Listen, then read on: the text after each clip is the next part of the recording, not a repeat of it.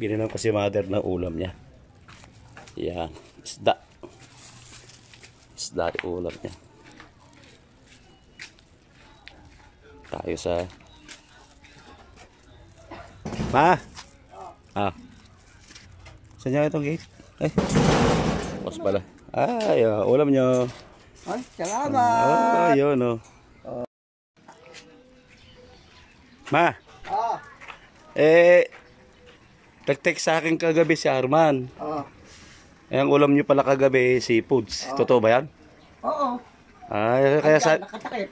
ang sabi ko nga sa kanya kagabi, sabi mo kay mama, tirahan ako. Meron ba? Meron, andyan nakatakip. Ay isa. Seafoods talaga? Oo Swerte ko naman. Wow. Ito yan? Oo. Ning! Seafoods. Ano ba to ba? Seafood. Seafood naman nakalagay. Ayo.